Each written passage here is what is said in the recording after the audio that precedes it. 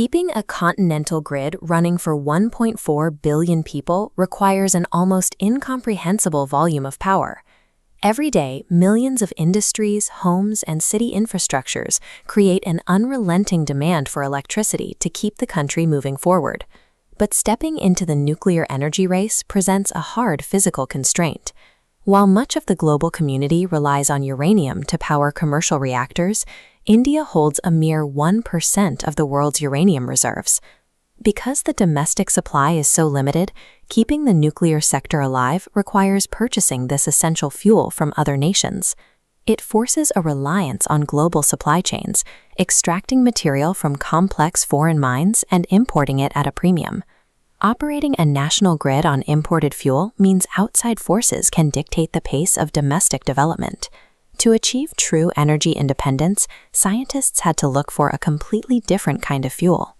The answer was not found deep underground, but scattered right along the surface of South India's expansive coastlines.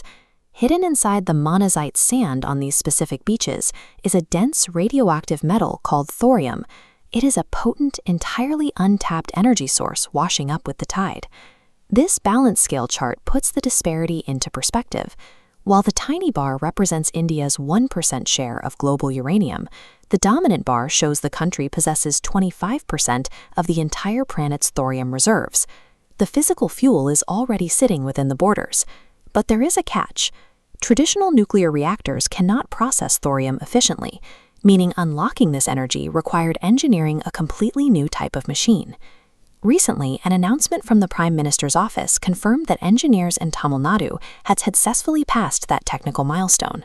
The Kalpakkam facility operates as a highly specialized facility, designed as the specific engine built to burn the South Indian sand. The core of this facility utilizes fast breeder reactor technology. Since standard commercial reactors use slow neutrons that fail to ignite thorium properly, scientists had to build an entirely different chain reaction. This core schematic shows the mechanism. The reactor bombards unburnable thorium with high-energy neutrons, transforming it into fissile fuel while generating electricity.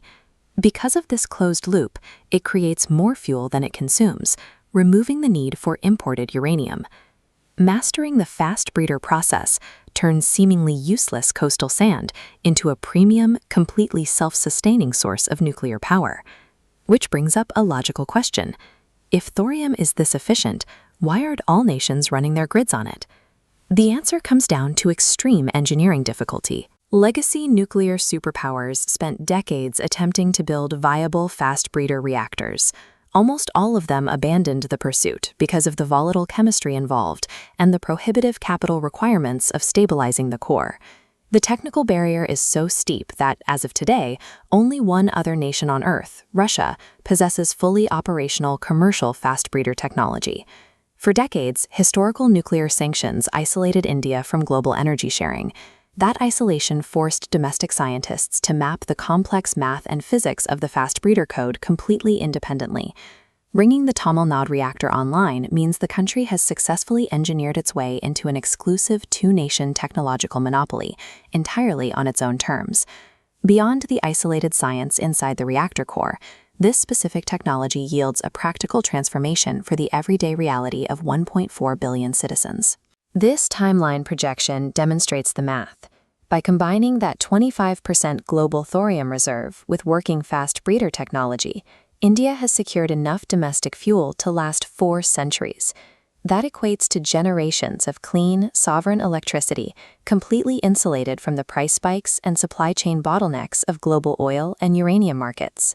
It brings the reality of energy production directly back to the coastline.